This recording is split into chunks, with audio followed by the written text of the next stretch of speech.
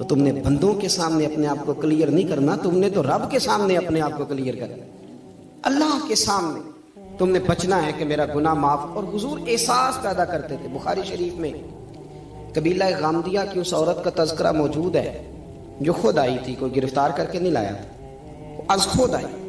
احساس پیدا ہو گیا نا گناہ کا۔ یہاں بہت ساری غلطیاں کر کے بھی لوگ جب اپنی بات کرتے ہیں تو کہتے ہیں کبھی یاد تو نہیں کسی کے ساتھ زیادتی کی ہو، یاد تو نہیں کبھی کسی کا، بھئی آپ نے اتنے بڑے ولی ہونے کا دعویٰ کر دیا۔ انسان تو انسان رہتا ہے۔ بڑے بڑے لوگ کہہ گئے کہ یا اللہ اگر انجانے میں بھی بھول گئے ہیں تو ہم سے درگزر فرما، لیکن جب ہم تیار ہی نہیں ماننے کو۔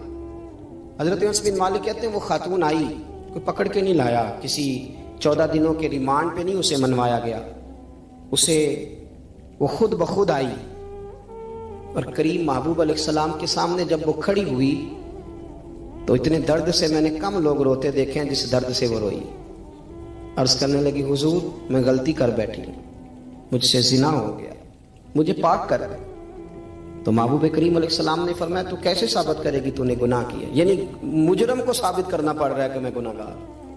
یہ وہ کمال ہے کہ انسانوں کو احساس ہونے لگے کہ یہاں ہم غلط ہیں۔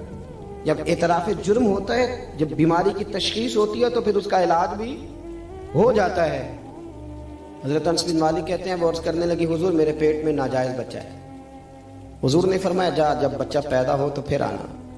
وہ 8 ماہ کے بعد آئی تو اس کی گود میں پھول سا بچہ تھا۔ حضور نے فرمایا واپس جا، جب روٹی کھانے لگ جائے تو پھر آنا۔ وہ 2 سال 2.25 سال دودھ پلاتی رہی، پھر جب آئی تو بچے کے ہاتھ میں روٹی کا ٹکڑا تھا۔ کریم محبوب صلی اللہ تعالی علیہ وسلم سے آ کے جب اس نے بات کی تو وہ درد سے روئی، کہنے لگی یا رسول اللہ 3 سال ہونے کو ہیں، میں نے گناہ کیا ہے، میں ساری رات سو نہیں پاتی۔ حضور تڑپتی، اگر اس حال میں مر گئی تو اپنے رب کو کیا منہ دکھاؤں، مجھے پاک کر دے، میرے حال پہ رحم فرمائے۔ محبوب کریم صلی اللہ علیہ وسلم نے بچہ ایک صحابی کو دیا، فرمایا بچوں کی طرح پالنا، اور کہا اسے لے جاؤ، پتھر مار مار کے اسے سنسار کر دو۔ صحابہ کہتے ہیں اسے پتھر لگ رہے تھے اور حضور بے چینی کے ساتھ ٹہل رہے۔ آ کے خبر دی، حضور وہ تو وصال کر گئی، انتقال ہو گیا۔ فرمایا یہاں تک تو بات اس کی تھی۔ حضرت انس بن مالک کہتے اب محبوب کریم نے صحابیات سے فرمایا اسے غسل دو، کفن پہناؤ، جنازہ تیار ہو جائے تو مجھے خبر کرنا۔ حضرت انس بن مالک کہتے ہیں غسل ہوا، کفن ہوا، جنازہ تیار ہوا تو حیران ہم تب ہوئے جب میرے محبوب نے فرمایا صفحے بناؤ، میں خود جنازہ پڑھاؤں گا، میں خود جنازہ پڑھاؤں گا۔ اور سرکار نے جنازہ پڑھایا تو ایک شخص کی زبان سے نکلا حضور اس ملعون کا معاذ اللہ جنازہ جس نے ناجائز بچہ جنا، اس کے لیے آپ دعا کر رہے ہیں، جنازہ پڑھا۔ حضور فرمانے لگے خاموش ہو جاؤ، تم نے گناہ دیکھا ہے اس کا احساس نہیں دیکھا، تم نے غلطی دیکھی ہے لیکن اس کی توبہ کا انداز نہیں دیکھا۔ اور صاحب کنز العمال نے یہ لفظ نقل کیے ہیں کہ کریم محبوب فرمانے لگے اس نے تو ایسی شاندار توبہ کی ہے کہ اگر میں اپنی ساری امت میں بانٹ دوں تو اللہ سب کی مغفرت فرما دے گا۔ احساس جب پیدا ہو جاتا ہے نا اپنے دل کے اندر کہ یہاں میں غلط ہوں، ان العبد اذا اعترف ثم تاب تاب اللہ علیہ او کما قال نبی صلی اللہ علیہ وسلم، رواہ مشکات۔ حضور نے فرمایا جب کوئی بندہ کہتا ہے نا اللہ میں بھول گیا تھا اور پھر وہ توبہ کرتا ہے تو رب اس کی توبہ کو فوراً ہی قبول فرما لیتا ہے۔ حضرت عبداللہ بن حذافہ جہاد کر رہے تھے، روم کے عیسائیوں نے گرفتار کر لیا، 1000 آدمی نے مل کے پکڑا، گرفتار نہیں ہوتے تھے صحابی، 1000 آدمی نے گھیرا ڈالا، گرفتار کر کے لے گئے۔ اور جب بادشاہ کے سامنے گئے تو وزیر کہنے لگا بادشاہ بندہ بڑے کام کا ہے، اگر ہمارے قابو آ گیا تو فائدہ دے گا، صحابی ہیں حضرت عبداللہ بن حذافہ، حضرت فاروق اعظم کا زمانہ ہے، اگر قابو آ گیا تو فائدہ دے گا۔ بادشاہ کہنے لگا کیوں، کیا خوبی ہے؟ کہنے لگے ہم 1000 آدمی تھے، یہ اکیلا قابو نہیں آ رہا تھا، 1000 آدمی تھے، اگر ہماری فوج میں شامل ہو گیا تو بہت بڑا جرنیل ملے گا۔ بادشاہ کہنے لگا کوئی مسئلہ نہیں، 2-3 چیزیں ہوتی ہیں بندے کو خریدنے کے لیے، خرید لیتے ہیں۔ بادشاہ کہنے لگا عبداللہ جتنی دولت تجھے چاہیے میں تجھے دے دیتا ہوں، میرے لشکر میں آ جا، معاذ اللہ اسلام چھوڑ دے۔ حضرت عبداللہ بن حذافہ کیا فرماتے ہیں؟ فرماتے ہیں بڑا تو بیوقوف ہے، میں نے دولت کمانی ہوتی تو مدینے میں بیٹھ کے تجارت کرتا، میں دولت کمانے نہیں نکلا، میں تو رسول اللہ کی رضا کمانے کے لیے نکلا ہوا۔ دولت کمانی ہوتی تو کسی مارکیٹ میں ہوتا، میدان میں آنا تھا، شہادت ہے مطلوب مقصود مومن، نہ مال غنیمت نہ کشور کشائی، یہ دولت تو لونڈی ہے رسول اللہ کے دروازے کی، یہ تو پیچھے پیچھے پھرتی ہے نبی پاک کے غلاموں۔ یہ کمانی ہوتی تو میں کسی مارکیٹ میں ہوتا, میدان میں تھوڑا ہوتا. عبداللہ بن حذافہ سے دوسری چال چلی. کہنے لگے میاں عہدہ جو تجھے چاہیے, میں بادشاہ ہوں, میرے نیچے جو عہدہ تو کہے گا وہ تجھے مل جائے گا. حضرت عبداللہ بن حذافہ کہنے لگے شاید تجھے پتا نہیں میری تعریف کیا ہے, شاید تو جانتا نہیں میری تعریف کیا ہے. کہا صاحب کی کیا تعریف ہے؟ کہنے لگے میں رسول اللہ کا صحابی ہوں, اور کائنات میں سب سے بڑا عہدہ مصطفیٰ کے صحابی ہونے کا عہدہ ہے. صحابہ وہ صحابہ تھے جن کی ہر صبح عید ہوتی تھی, خدا کا قرب حاصل تھا, نبی کی دید ہوتی تھی. فرمایا میں نے حضور کے جلوے دیکھے ہوئے ہیں, مجھے عہدے کی ضرورت ہی نہیں, اور میں نے عہدہ لینا ہوتا تو میں سیاست کرتا, میں تو شہادت لینے نکلا ہوں میدان میں, عہدے کا میں نے کیا کرنا ہے. اب بادشاہ کہنے لگا اسے قتل کر دو. وزیر کہنے لگا نہیں, ایک بات اور ہے, مجھے ایک چال اور چلنے دو. کہا وہ کیا؟ کہنے لگے میری بیٹی بڑی خوبصورت ہے, مجھے موقع دو اپنی بیٹی کو سجا بنا کے. وہ جوان جس کی جوانی اتنی بڑی ہے کہ 1000 آدمی مقابلے میں کھڑا نہیں ہوتا, اس جوان کے کمرے میں رات کی تنہائی میں بنا سوار کے بی بی کو بھیجا. وہ بی بی کہتی ہے میں ساری رات بن سور کے اس صحابی کے کمرے میں بیٹھی رہی, لیکن یہ کیا شخص تھا, ساری رات ہی مسلح پہ بیٹھا رہا, ساری رات ہی. کچھ دیر تھک جاتا تو یہ کریم رسول پہ درود پڑھنا شروع کر دیتا. بی بی کہتی ہے سحری ہو گئی تو میں نے چھو کے دیکھا کہ انسان ہے کہ جن ہے, یہ بندہ ہے کہ فرشتہ ہے, چھو کے دیکھا. کہنے لگے پیچھے ہٹ جا. میں نے کہا میں نے تو سنا تھا تو 1000 کے مقابلے میں ہے, اور تو اتنا بے حس ہے کہ بنی صبری دلہن بیٹھی ہے, تو نے نظر نہیں کی. عبداللہ بن حذافہ, بی بی کہتی ہے نظر پھر نہیں اٹھائی, نظر پھر جھکی ہوئی ہے. کہنے لگے بی بی میں مجبور ہوں, اب میرے اوپر کوئی حسن نہیں چلتا, میں نے جلوائے بدوحا کا دیدار کیا ہوا ہے, اب میری نگاہوں میں جچتا نہیں کوئی, اس لیے کہ جیسے میرے سرکار ہے ایسا نہیں کوئی. کبھی بھی اب نہیں کسی کا میرے اوپر جادو چلتا. میں نے مصطفیٰ کو, اور کہا ذرا پیچھے ہٹ کے بیٹھ, مجھے میرے رسول نے غیر محرم سے بچنے کا حکم دیا ہے, ذرا پیچھے ہٹ کے بیٹھ. سحری کا وقت تھا. وہ بی بی کہتی ہے اس نوجوان کے جملے میرا سینہ چیر گئے, کلیجہ پھٹ گیا, چیخ نکلی, میں کفر کے عالم میں روئی. میں نے کہا مجھے بتا تو صحیح, آخر یہ جذبہ کہاں سے ملتا ہے, آخر یہ روشنی تو میں نے دیکھی نہیں, کہاں سے آتی ہے. ایک میرا باپ ہے جو بنا سور کے مجھے تیرے کمرے میں چھوڑ گیا, بتلا یہ کہاں سے کیف آتے ہیں. عبداللہ بن حذافہ کہنے لگے اگر کیف لینا ہے تو بھی میرے مصطفیٰ کا کلمہ پڑھ جا, آ جا دروازے رسول پہ جھک جا, مل جائے گا. سویرے دروازے پہ باپ آیا بیٹی سے رزلٹ لینے, دروازہ کھولا تو بیٹی نقاب پہنے باہر آئی. باپ کہنے لگا کیا بلا؟ کہنے لگی پیچھے ہٹ جا, تو غیر محرم ہے, کافر ہے, میں مسلمان ہوں. اس نے کہا کیا ہوا؟ کہنے لگی تیرے جیسے کو باپ کہوں, تیرے جیسے کو جو مجھے استعمال کر رہا تھا. میں تجھے باپ نہیں مانتی, میں اب رسول والی ہو گئی, میں حضرت فاطمہ کی کنیزہ ہو گئی, میں اب نبی کریم کی خادمہ ہوں, خبردار میرے قریب نہ آنا. یہ دعوی بھی ناکام ہوا. اب حضرت عبداللہ بن حذافہ کے سامنے موت کھڑی کی, ایک کڑا میں تیل گرم کیا, کہنے لگے تجھے اس میں جلایا جائے گا. حضرت عبداللہ بن حذافہ رضی اللہ تعالیٰ عنہ جب جلنے کے قریب ہوئے تو رونے لگے. روم کا بادشاہ کہنے لگا شاید ڈر گیا ہے. کہنے لگے اب سمجھ آئی ہے, اب تجھے پتا چلا ہے, چلا آ جا.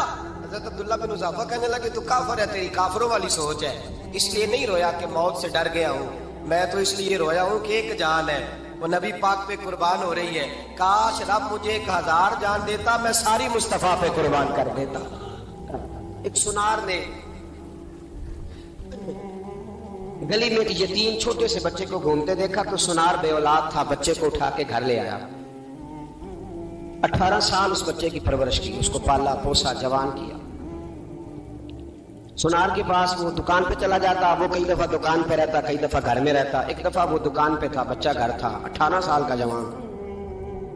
اس کی بیوی اکیلی تھی, وہ جس نے ماں بن کے پالا تھا اس نے اسی پہ حملہ کر دیا, اس کا بازو بری نیت سے تھاما. بیوی چیخی, تھوڑی دیر گزری تو وہ نوجوان پیروں میں بیٹھ گیا, کہنے لگا اماں پتہ نہیں مجھے کیا ہوا. شام کو سنار آیا, بیوی چیخنے لگی, چلانے لگی, کہنے لگی آج عجیب بات ہوئی, جس کو میں نے جگر کا خون دے دے کے پالا اسی نے گندی نظر ڈالی. سنار محو حیرت ہے. بیوی کا خیال تھا کہ لاٹھ اٹھائے گا, ڈنڈا اٹھائے گا, نوجوان کو مارے گا, لیکن وہ رونے لگ گیا. اس نے کہا آج اس نے میرا بازو تھاما ہے, جانے کیا کیا ہے. परेशान होने लग गया, सजदे में गिर गया। कहा तू बताता क्यों नहीं? तो वो सुनार कहने लगा उसकी गलती नहीं, 18 साल के बाद आज मुझ पर भी शैतान सवार हुआ था। एक औरत आई थी, वो अपने बाजुओं में चूड़ियां पहनना चाहती थी, तो मैंने भी गंदी नजर से हाथ डाला था। रब करीम ने मुझे फौरन उसकी सजा दी। जिनके घरों में बेटियां होती हैं उनकी नजरें गंदी नहीं होती, जो बेटियों के बाप होते हैं, जो बहनों के भाई होते हैं, उनकी नजरें गंदी। और अगर तू टेलीफोन करता है, तू किसी औरत के साथ ताल्लुक रखता है, तो ये बात लिख ले, इमाम फखरुद्दीन राजी 1, अल्लामा इस्माइल हक्की 2, मुल्ला जलालुद्दीन रूमी 3, इमाम खाजन 4, इमाम जलालुद्दीन सयूती 5 हदीस के उस्ताद और मुहद्दिस लिखते हैं कि अगर तू किसी पर गंदी नजर डालेगा तो तेरा घर बच सकता, याद रख नहीं बचेगा। इसलिए कि तेरी नजर किसी की बेटी को बेटी समझ, ताकि तेरी बच्ची का पर्दा कायम रहे। किसी की बहन को, ये क्या बात हुई कि तू जितना मर्जी गंद मुआशरे में फैलाता रहे तेरा घर बचा रहे, ये कैसे हो सकता है? फइन्ना लहू मईशतन दंका, अल्लाह फरमाते हैं जिंदगी तंग हो जाएगी तेरे लिए मुश्किल, तू ढूंढता फिरेगा कि मैं मरने को जगह तलाश करूं। सच्ची तौबा करे, खरी तौबा करे। ये गुनाह इंसान को मजबूर कर देते हैं। हजरत अब्दुल्लाह बिन मुबारक रहमतुल्लाह ताला अलैह, उनके सैकड़ों शागिर्द थे। एक शागिर्द के इंतकाल का वक्त आया तो घर गए मिलने। आप कहते हैं मैंने जोर लगा लिया पर उसकी जुबान पर कलमा जारी नहीं हुआ। मैं उसे कहता कलमा पढ़, पर उसकी जुबान पर जारी। अल्लाह अकबर, बहुत बड़ी नेमत है। दुआ फरमाए अल्लाह ईमान की मौत अता फरमाए, ईमान की मौत दे अल्लाह करे, ईमान की मौत दे। ऐसे भी लोग देखे हैं, मस्जिद नबवी है, रसूलुल्लाह का शहर है, सर सजदे में है, रूह परवाज कर गई। रूह पर कितना नसीबों वाला है, कितना नसीबों वाला है कि मस्जिद नबी में सर सजदे में रखा है और अल्लाह तबारक व तआला ने महबूब के कदमों में मौत अता फरमाई। तो हज़रत अब्दुल्लाह बिन मुबारक कहते हैं मैंने उसको कहा कलमा पढ़, तो उसकी जुबान पे जारी नहीं होता। मैं बार बार कहता तो वो मिन्नत करता, कहता हुजूर मैं कोशिश करता हूं, जारी नहीं होता। फरमाते मैं परेशान होकर उठा, अभी मैं दरवाजे पे पहुंचा था, उसने चीख मारी और रूह परवाज कर दी। बच्चे रोने लगे, बीवी रोने लगी। तो मैंने उसकी बीवी से कहा कि जुर्म क्या करता था, इतना बड़ा पापी पे कलमा जारी नहीं हुआ। उसकी ज़ौजा कहने लगी हजरत जी 2 गुनाह थे इसके। एक तो ये शराब का आदी था, रोकती थी बाज नहीं आता था, और दूसरी बात यह कि ये अपनी अम्मा का नाफरमान था। वो 2 गलियां छोड़ के रहती है, ये कभी मिलने नहीं गया था। उस बूढ़ी का कलेजा इसकी तरफ से बड़ी तकलीफ में था। तो हजरत अब्दुल्लाह बिन मुबारक कहने लगे जा तू भी दुआ कर, उसकी माँ को भी कह दुआ करे कि यहाँ तो ये कलमा नहीं इसे नसीब हुआ, अल्लाह करे अल्लाह आखिरत की मंजिलें इसकी बेहतर फरमा दे। ये हदीस सुनाने लगा हूँ, हदीस है, हदीस रसूल है। जवान खास करके जरा मेरी बात पे तवज्जो करे और बुजुर्ग खास कर तवज्जो करे जिन्होंने तरबियत करनी है। सुने, हुजूर की बारगाह में एक नौजवान आया है, ये संगमील है हदीस, इसको याद रखना। अर्ज की हुजूर मैं सारे गुनाह छोड़ सकता हूँ, जिना नहीं छोड़ता। हुजूर मुझे जिना की इजाजत होनी चाहिए। मेरे हबीब ने थपकी दी, बिठा लिया। मैं कहता हूं हुजूर ने गुनाहगारों को मुआशरे से काटा नहीं, उनकी तरबियत फरमाई है, उनकी तरबियत फरमाई है, उनको करीब फरमाया। मेरे हबीब करीम सल्लल्लाहु अलैहि वसल्लम ने फरमाया इधर आ बैठ जा, बैठ गए। हुजूर ने फरमाया तू पसंद करता है तेरी माँ के साथ कोई बदकारी करे? हुजूर नहीं। फरमाया तू पसंद करता है तेरी बेटी के साथ कोई बदकारी करे? या रसूलल्लाह मैं आंखें निकाल दूंगा। हुजूर ने फरमाया तू पसंद करता है तेरी बहन के साथ? हुजूर मैं काट डालूंगा वो हाथ जो मेरी बहन की तरफ उठेंगे।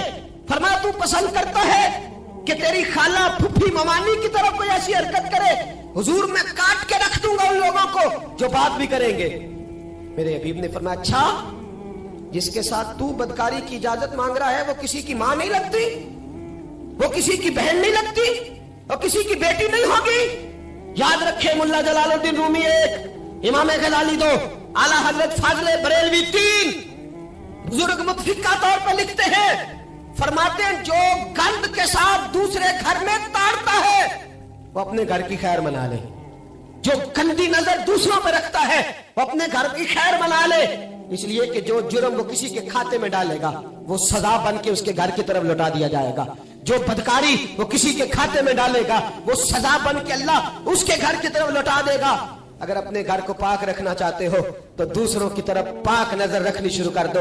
अगर चाहते हो कि तेरा घर अजीब मामला है ना, बेटे को तो पसंद की शादी की इजाजत है तो बेटी को इजाजत क्यों नहीं? अगर तेरा बेटा पसंद की शादी करेगा तो याद रखना, फिर जब किसी की बेटी ये लफ्ज बोलती है फिर इज्जतों के जनाजे निकलते हैं, फिर उरियानी फहाशी का जो है वो कलक लगता है माथे पर। फिर याद रखना चारों जानिब से रुसवाइयां तेरा नसीबा होती है। अगर तू बेटी को रोकना चाहता है तो बेटे का हाथ पकड़। अगर तू बेटी को साफ रखना चाहता है तो बेटे को शर्म हया की चादर उड़ा। अगर तू बेटियों के किरदार की हिफाजत करना चाहता है तो पहले बेटे को पाबंद शरीयत बना। एक बहुत बड़ा गुनाह बदनिगाही का गुनाह है। आपको पता है हमारे मुल्क के अंदर बदकारी, जिना और बेहयाई की शरह कितनी बढ़ती जा रही है, किस कदर बढ़ती जा रही है। वो लोग जो निकाह कर लेते हैं वो भी अपनी निगाहों को, मैं अक्सर कहता हूं, हुजूर ने फरमाया निकाह आधा ईमान है। जिसने निकाह कर लिया उसका ईमान मुकम्मल हो गया। तो जो निकाह के बाद भी बाज ना आया, मैं उसको बेईमान नहीं कहता, लेकिन नबी पाक ने फरमाया जो निकाह कर ले उसका ईमान, बोलिए ईमान महफूज हो गया, उसका ईमान, सारे बोलिए ईमान। और जो फिर भी बाज ना आए, हुजूर कह रहे ईमान मुकम्मल हो। और जो ना बाज आया क्या फतवा दिया जाए हदीस की रोशनी में? मेरे नबी पाक की बारगाह में औरतें आई तौबा करने, बैत करने, मुसलमान होने। तो हुजूर बैत लेते वक्त फरमाने लगे मेरे साथ वादा करो, झूठ नहीं बोलोगी, गीबत नहीं करोगी, जिना नहीं करो। एक औरत बोल पड़ी, कहने लगी या रसूल अल्लाह सल्लल्लाहु अलैहि वसल्लम मैं मुसलमान तो नहीं पर खानदानी हूं, मेरे घर वालों के जहन में भी कभी जिना का ख्याल नहीं आया। हम तो इसे खानदानों के वकार के खिलाफ समझते हैं। रोज बुरी नजर से किसी को देखना और किसी के बारे में गलत बातें, नाराज ना होना। बहुत सारे बूढ़े भी लज्जत ले लेके जुर्म बयान करते हैं, गुनाह बयान करते हैं, गलत बातें करते हैं, किसी औरत के बारे में तबसरा करते हैं। क्या समझते हैं मर्द और औरत माज़ अल्लाह ताला एक कमरे में जाके बदकारी करे तो वही जिना है? मेरी तरफ देखिए और झांक करके सुनिए क्या अर्ज कर रहा हूं, इधर देखिए मेरी तरफ। नबी पाक सल्लल्लाहु अलैहि वसल्लम ने फरमाया जिना जुबान का भी होता है, जिना कान का भी होता है, जिना आंख का भी होता है। हुजूर किस तरह? फरमाया जिसने गंद देखा उसने आंख का जिना किया, जिसने लज्जत लेके सुना, चुप नहीं कराया, पूरी बात सुनी, वो भी जानी है। और जिसने गंदी बात बोली वो मुंह का जानी है, जिसने गंद सोचा वो दिमाग का जानी है। और जानी को सबसे पहली सजा अल्लाह ये देता है कि सजदे की लज्जत छीन लेता है, इबादत का सुरूर छीन लेता है, उसका नमाज में दिल नहीं लगता। कुरान में सबसे पहली सजा उसे अल्लाह अपने दरवाजे से दूर कर देता है। भाइयों आज हमारे सजदे बेकैफ हैं। आज लोग गलत जगह पे घंटों बैठे रहते हैं। मस्जिदों में लोगों के दिलों को घबराहट होती है, लोग भागते हैं। मेरे नबी पाक ने फरमाया तू नजर को पाक कर ले, अल्लाह तेरी इबादत में लज्जत पैदा फरमा देगा। मेरे भाई याद रख ले और सुन ले, सबसे कमजोर आदमी वो है जिसका जहन पाक नहीं। सबसे कमजोर आदमी वो है जो किरदार का गलत है। एक बात मैंने पढ़ी, आप यकीन करें मेरा दिल करे कि मैं आग लगा दूं इस उन्वान को जिस पे गंदगी लिखी जाती है, उन अखबारों को, उन चीजों को जिस पे गंद लोगों के दिलों में। वो इंडिया के एक वजीर आजम औरत गुजरी तो किसी ने उससे कहा कि पाकिस्तान ने तो तुम्हें शिकस्त दी है, तुम जीत नहीं सके बड़ा मुल्क होके। कहने लगी कोई बात नहीं, थोड़ा वक्त ठहर जाओ, हम इन पर तहजीबी जलगार करेंगे, इनके घरों में नंगा नाच करेंगे, ये गंदी तस्वीरें देखेंगे, ये गंद में उलझ जाएंगे। और जो कौम गंद में उलझ जाया करती है वो फिर किसी से लड़ने की ताकत नहीं रखती, उसके अंदर डट जाने की हिम्मत नहीं होती, उसकी गैरत के जनाजे निकल जाते। दिल करता है जल जाए वो जल जाए जहां से बुराई फैलती, तबाह हो जाए वो इलाके जहां से गंद होता है। लोग गंद की कमाई खाते हैं, गंद की एक्टरों के साथ खड़े होकर फोटोएं खिंचाते हैं और गुनाह पे पकड़ करते हैं। और गंदे लोग कहते हैं अल्लाह का फजल है हम गंद फैला रहे हैं, सुम्मा माज अल्लाह। लोग गुनाह पे फख्र करते हैं चौकों चौराहों में। मोहम्मद बिन कासिम आए हिंदुस्तान पे राजा दहर के मुकाबले में, नौजवान मेरी तरफ देखे और सही होके बैठे, खासे सही होके बैठे, तकरीर नहीं कर रहा, जज्बात का, मेरे जज्बात सुने, दिल के फफूले जल रहे हैं सीने के दाग से। अल्लाह की कसम रूह की गहराई से बात कर रहा हूं, वो बात कर रहा हूं जो सीना कह रहा है कि फट जाए और कहना ना पड़े। कुरान और हदीस पढ़ते हैं और फिर अपना हाल देखते हैं तो लगता यह है कि अजाब करीब आ गया है, लगता है जमीन फटने वाली है, आसमान गिरने वाला, लगता है करीब आ गया है सारा कुछ। समझे क्या अर्ज कर, یہ بات اگر آپ سمجھ گئے تو قیمت وصول ہو گئی. اس کو سمجھ گئے تو سمجھ لیں آپ کے مزاج کے اندر اللہ نے تبدیلی پیدا کر دی. محمد بن قاسم 18 سال کا جوان, ایک عورت کی عزت پر راجہ دار ہندو نے حملہ کیا. محمد بن قاسم بچانے آئے. جب ہندوستان آئے فوج تھوڑی تھی, علاقہ تھوڑا تھا. راجہ دہر کی فوج بہت زیادہ, اور پھر اپنا عرب چھوڑ کے یہاں آ کے ہندوستان میں اس کے علاقے میں اس پہ حملہ کرنا, حالات خراب تھے. محمد بن قاسم پریشان ہے. ایک بزرگ نے دیکھا, کہنے لگے پریشان کیوں ہو؟ کہنے لگا سوچتا ہوں علاقہ بھی اس کا, فوج بھی اس کی, میرے فوجیوں کو تو رستوں کا بھی نہیں پتا, کیسے جنگ کریں گے, کدھر سے آئیں گے, اور پھر ہمیں زبان بھی نہیں آتی, کیسے کام ہوگا, ڈر رہا ہوں. 2-4 دن گزرے تو محمد بن قاسم اشاش بشاش ہو گئے. اور بزرگ کہنے لگے خیر ہے, بڑے مطمئن ہو گئے ہو. کہنے لگے بس راجہ دار ہم سے مقابلہ نہیں کر سکتا, راجہ دار ہمارے مقابلے میں کھڑا نہیں ہو سکتا. وہ گرا کے گرا, وہ لڑکھڑایا کہ لڑکھڑایا, ریزہ ریزہ ہو جائے گا. آپ کو کیسے خوشخبری مل گئی؟ کہنے لگے مجھے پتا چلا ہے کہ راجہ دہر ذہن کا گندا ہے. وہ تو چچا کی بیٹی کو نہیں چھوڑتا, ماموں کی بیٹی کو نہیں چھوڑتا, خالہ کی بیٹی کو گندی نظر سے دیکھتا ہے. جس کا ذہن گندا ہوتا ہے وہ کسی کا مقابلہ نہیں کر سکتا. ہمیں فتح ہوگی, فتح, وہ گرے گا. وہ بزرگ کہتے ہیں میں سمجھ گیا کہ واقعی سے فتح ہوگی. آج کشمیر کیوں آزاد نہیں ہو رہا, فلسطین میں آگ کیوں لگی ہوئی ہے؟ مسلمان جب تک ذہن کا گندا ہے کمزور ہے, جب تک ذہن کا ناپاک ہے کمزور ہے. حضرت سعد بن ابی وقاص رضی اللہ تعالیٰ عنہ فرمایا کرتے تھے اللہ مسلمان کی مدد اتنی دیر تک کرتا رہتا ہے جتنی دیر تک مسلمان کا ذہن صاف رہتا ہے, کردار پاک رہتا ہے. آج اس لیے معاشرے میں لگی ہے. نوجوانوں تم کہتے ہو کامیابیاں نہیں ملتی, اسے کیسے کامیابی مل سکتی ہے جس کا ذہن ہی صاف نہیں؟ وہ کیسے دنیا کی بازی جیت سکتا ہے جس کی نگاہ ہی پاک نہیں؟ وہ کیسے آگے بڑھ سکتا ہے جس کے کردار میں پاکیزگی نہیں؟ اپنے آپ کو پاک کر لو, اللہ ہر مشکل میں تمہاری مدد فرمائے گا, ہر رستے میں تمہاری مدد فرمائے گا. اور میں نے کہا جب آدمی ناپاک ہوتا ہے تو رب کریم اس سے عبادت کی لذت چھین لیتا ہے. اور اللہ کی سب سے بڑی سزا یہ ہے کہ کسی کو سجدہ نہ لمبا کرنا دے. رب کریم سب سے زیادہ اس سے ناراض ہے جس کو قرآن پاک کی کھولنے کی توفیق نہ ہو. سب سے زیادہ رب کریم اس شخص سے ناراض ہے جو اللہ کی بارگاہ میں جھکنے کی لذت چھوڑ جائے. میرے نبی پاک سید عالم علیہ السلام کے صحابہ لمبی باتیں کرتے تھے, لمبی. کسی نے کہا تھا روم کے بادشاہ تھے کہ یہ مسلمان فاتح کیوں ہو جاتے ہیں؟ تو اس نے کہا میں نے مولا علی کے زمانے میں جاسوسی کرائی تھی, پتا کیا تھا کہ ہر میدان میں کامیاب کیوں ہوتے ہیں.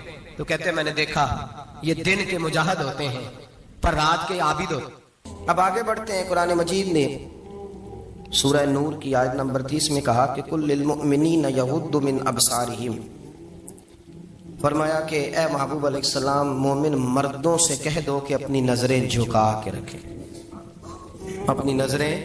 اور اگلی آیت میں فرمایا وَقُلْ لِلْمُؤْمِنَاتِ يَغْضُضْنَ مِنْ أَبْصَارِهِنَّ, فرمایا کہ اے محبوب مومن عورتوں سے بھی کہہ دو کہ اپنی نظریں جھکا. مرد بھی اپنی نظر جھکا کے رکھے گا عورت کی طرف, لیکن یہ ساری پابندی صرف مرد پر نہیں, عورت بھی غیر محرم کا چہرہ نہیں دیکھے گی, اس پر بھی اسی طرح نظر جھکانے کا حکم ہے. جس طرح کے وہ ہر دکاندار کو بھائی جان کہہ کے گفتگو کرنے کی اس کو بھی اجازت نہیں ہے کہ وہ سمجھے کہ پابندی تو مرد نے کرنی تھی, میں نے تھوڑی کرنی تھی. وہ جس کے پاس جائے, جہاں بھی جائے, ڈاکٹر کے پاس جائے, باہر جائے, تو وہ جس طرح مرضی اس کا دل چاہے وہ بات چیت کرے. اس کی عورت کو بھی اجازت اسلام نہیں دیتا. بنیادی طور پہ اسلام شرم و حیا کا دین ہے, حیا کی بات کرتا ہے. حیا کی جب ہم تعریف کرتے ہیں تو حیا کی تعریف یہ ہے کہ کوئی کبھی چیز دیکھ کے نا تو آپ کی طبیعت میں کراہت محسوس ہو, آپ کوئی غلط جملہ منہ سے نکالتے ہوئے ذرا جھجکیں, آپ کوئی غلط بات کرتے ہوئے تھوڑا بوجھ محسوس کریں. ہمارے ہاں تیزی سے فروغ پایا ہے بے حیائی. سنگیوں کی محفلیں, یاروں کی محفلیں, اس میں غلیظ گفتگو ہوتی ہے. الا ماشاءاللہ جن دوستوں کو بڑی پاک صاف گفتگو کرنی چاہیے. دوستی کا رشتہ بڑا مقدس رشتہ ہے. جو یہاں ایک دوسرے سے پیار کریں گے جنت میں بھی اکٹھے داخل کیے جائیں گے. شرط یہ ہے کہ پیار اللہ رسول کی رضا کے لیے ہو, لیکن اس کے اندر اگر آپ کی گفتگو کچی ہو, کمزور ہو, فحاشی والی ہو, عریانی والی ہو. ہمارے ہاں تو اب اس کو لوگ فیشن سمجھتے ہیں, اس کو مردانگی کی علامت سمجھتے ہیں کہ وہ جی ساری باتیں ہی وہاں ہو گئی, اور جس کا جو جی چاہا اس نے کہا.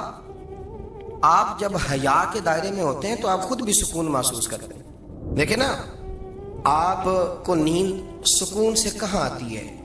جہاں کمرہ بند ہو، چاروں جانب دیوار ہے، اوپر چھت ہے، خالی دروازہ بھی کھلا ہوا ہو نا، تو جب بندہ سکون لینا چاہتا ہے تو کہتا ہے یار ذرا دروازہ ذرا بند کر دو.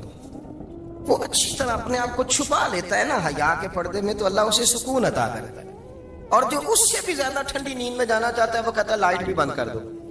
اب وہ مکمل طور پہ سمجھتا ہے کہ میں چاروں جانب سے چھپ گیا ہوں، اگر میں کھل کے بھی سو جاؤں گا تو میرا کیونکہ پردہ قائم ہے تو مجھے کوئی دشواری نہیں ہوگی. آپ جب چھپ جاتے ہیں، جب آپ حیا کے اندر سمٹ جاتے ہیں، جب آپ چادر کے اندر آ جاتے ہیں تو آپ بہت ساری جگہوں پہ آسانی محسوس کرتے ہیں. تو حیا تو آپ کو سکون دیتی ہے، حیا تو دل کو راحت دیتی ہے. میں بڑی ذمہ داری سے بات عرض کرتا ہوں، قرآن مجید نے نا ایک مقام پہ مذاق کو، ایک مزاح ہوتا ہے خوش طبی، وہ نہیں مذاق اڑانا، قرآن پاک نے نا مذاق کو ایک جگہ پہ جاہلوں کا طریقہ بھی قرار دیا. بنی اسرائیل کے لوگوں سے حضرت موسیٰ نے کہا کہ گائے ذبح کرو اور ایک ٹکڑا مقتول کو مارو، زندہ ہو کے خود بتا دے گا مجھے کس بندے نے قتل کیا. تو کہنے لگے آپ ہمارے ساتھ مذاق کر رہے ہیں. تو قرآن مجید کہتا ہے کہ حضرت سیدنا موسیٰ علیہ السلام فرمانے لگے اعوذ باللہ ان اکون من الجاہلین، فرمانے لگے میں اللہ کی پناہ مانگتا ہوں کہ میں جاہلوں میں سے ہو جاؤں. یہ مذاق کرنا تو جاہلوں کا طریقہ ہے. اگر آپ کی زبان سے بے حیائی کا جملہ نکل گیا، اگر آپ کی زبان سے بے حیائی کا جملہ نکل گیا، آپ نے کہہ دیا کہ ہم آزاد لوگ ہیں، جو مرضی کریں گے، جو مرضی کہیں گے، جو ہمارا دل میں آئے گا کریں گے، تو پھر تو لوگ آپ کا وہ حشر کریں گے کہ آپ سے برداشت ہی نہیں ہوگا. جس کا لوگ مذاق بنا لیتے ہیں اور جو مذاق بن جاتا ہے پھر اسے کوئی جینے دیتا ہے. آپ حیا کی چادر میں چھپیں گے تو بچیں گے.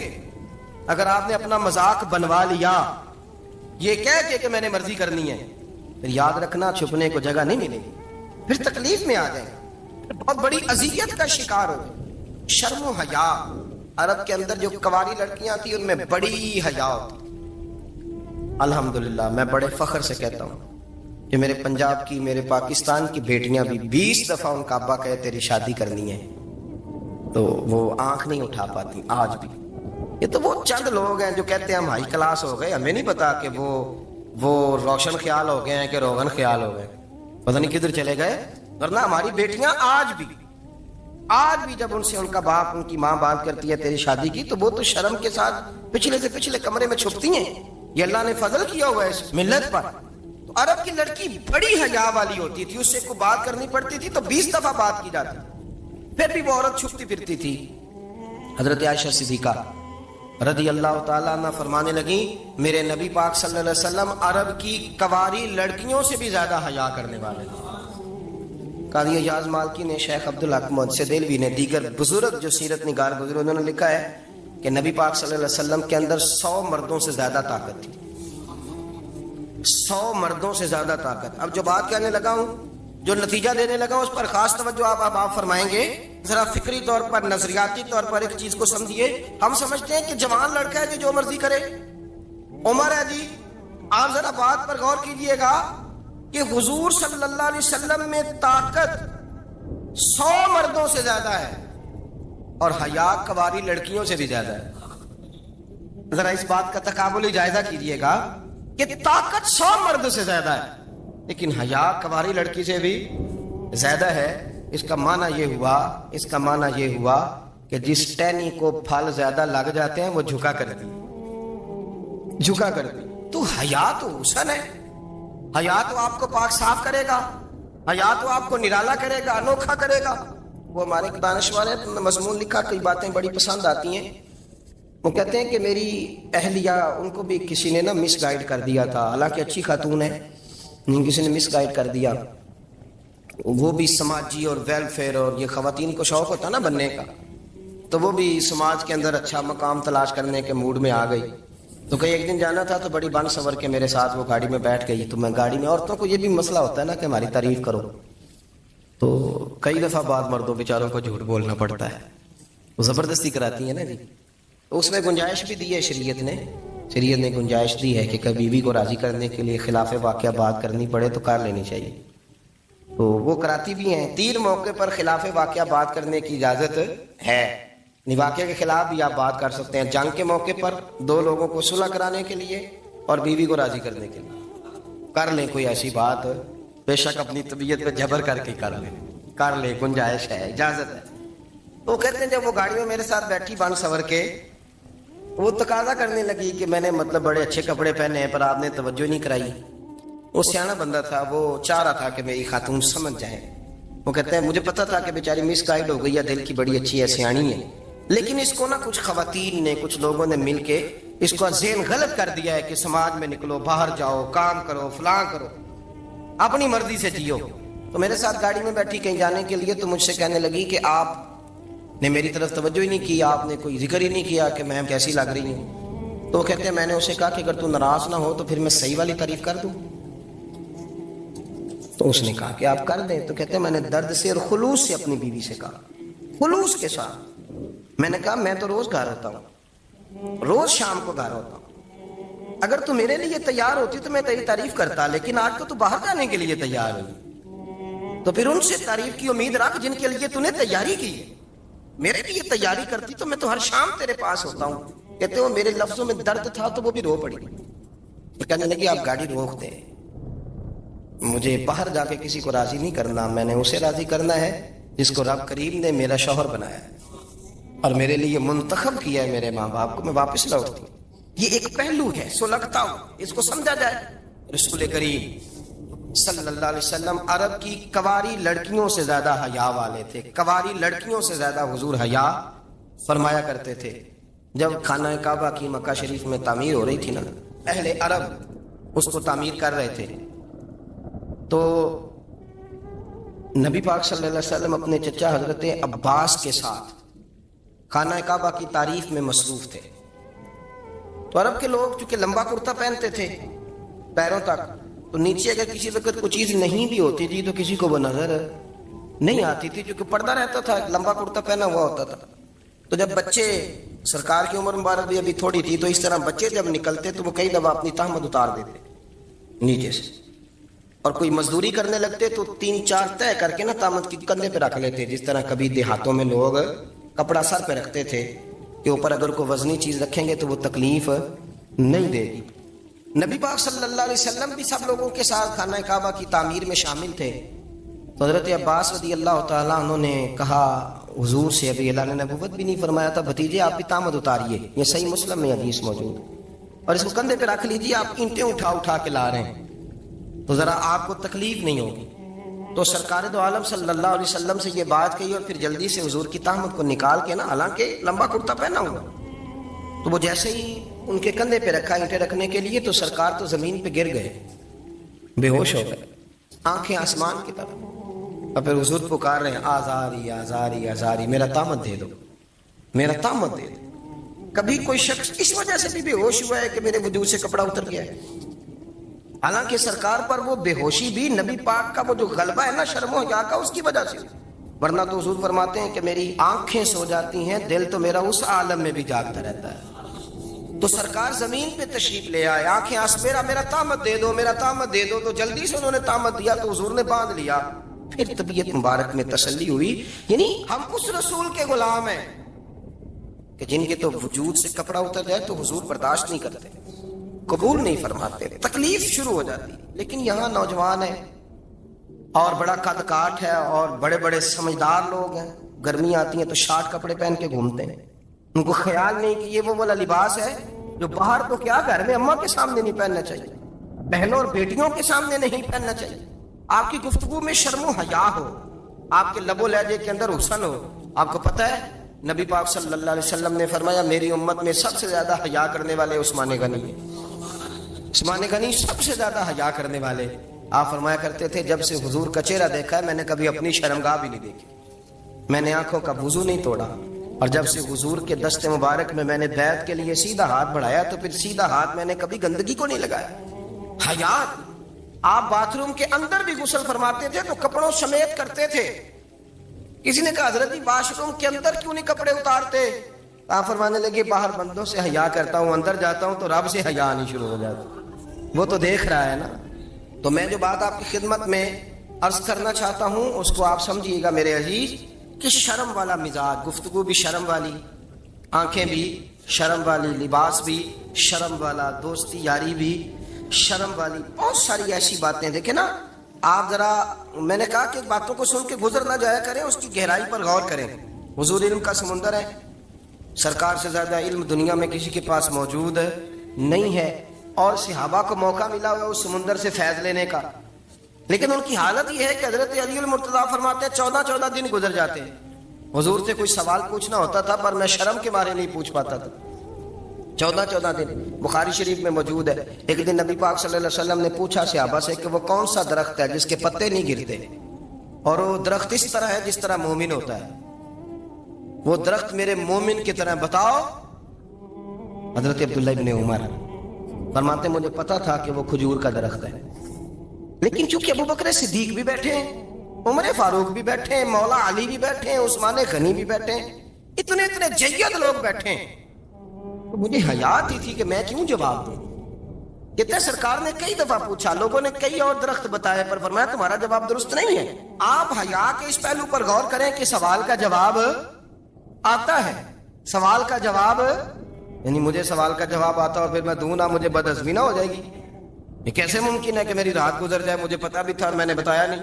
بہت سارے لوگ آ کے بہت ساری باتیں بتاتے ہیں، بہت ساری باتیں وہ سمجھاتے ہیں، تو ہم غور سے ان کا چہرہ دیکھنے لگ جاتے ہیں، کہتے ہیں یار اس کا تو دعویٰ تھا کہ میں سمجھ نہیں آتا ہوں، یہ تو ہمیں سمجھا رہا ہے، چلو الحمدللہ ہم سمجھنے کو تیار ہیں.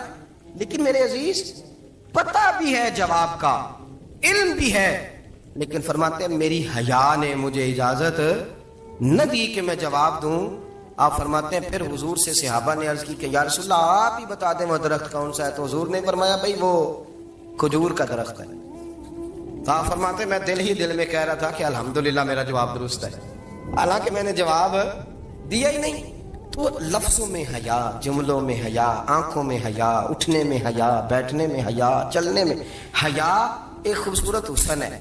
اور نبی پاک صلی اللہ علیہ وسلم نے فرمایا جب تو بے حیا ہو جائے نا پھر تو آزاد ہے، پھر تو جو مرضی کا، پھر تو جو.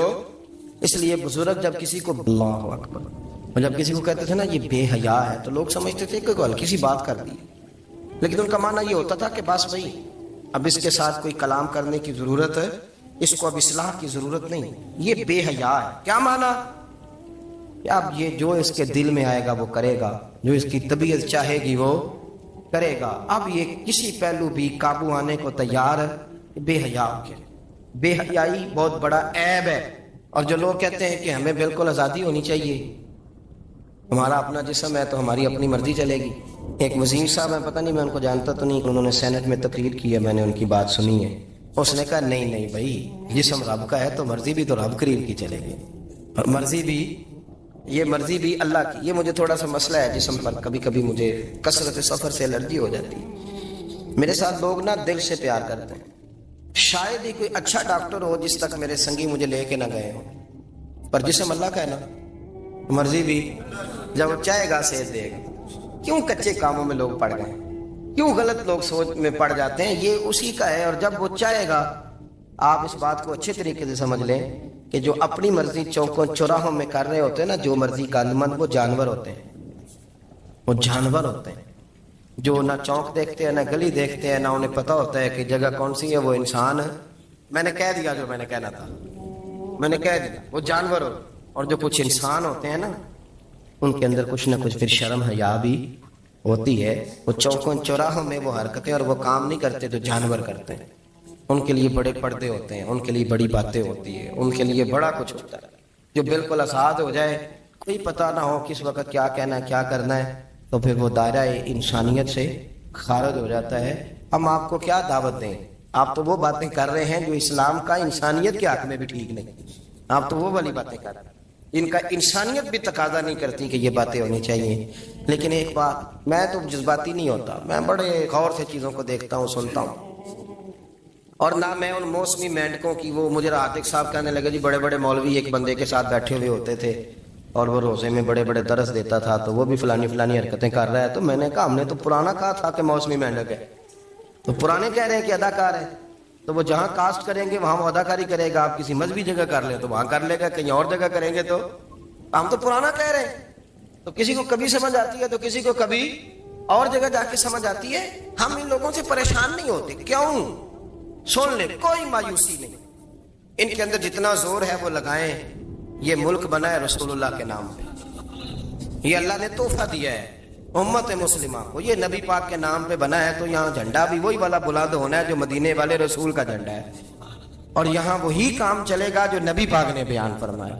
تو اس طرح کئی لوگ آتے ہیں، وہ شور شار کرتے ہیں، چلے جاتے ہیں، اتنے نہ پریشان ہوا کریں، بہت سارے لوگ تو بیچارے اس قابل بھی نہیں ہے کہ ان کا نام لیا جائے، مطلب اتنا ہم ان کو اہمیت دے دیں، ان کا ذکر کریں، ان کا نام لیں، ان کی بات کریں، وہ بیچارے اس قابل ہی نہیں ہے، مطلب سٹیٹس ہی نہیں ہے ہمارا، اتنے فارغ ہیں ہم کہ اب جو بندہ آئے گا کہانی چھیڑے گا تو ہم چھیڑ جائیں گے، اور بھائی اللہ کا فضل ہے الحمدللہ تعالی، لوگوں نے بڑا شور کیا، بڑے زمانے سے دنیا شور کر رہی ہے، پر اللہ کے گھر مسجدیں بھری ہوئی ہیں، مسجدیں بھری ہوئی ہیں، ہماری بیٹیاں پردے کرتی ہیں، پردے کو پسند کرتی ہیں، وہ حجاب میں رہتی ہیں، وہ سمجھتی ہیں کہ ہمارا اصل حسن کیا ہے۔ تو یہ پراپیگنڈا پرانا چلا آ رہا ہے، اس کا اللہ کے فضل سے امت مسلمہ پہ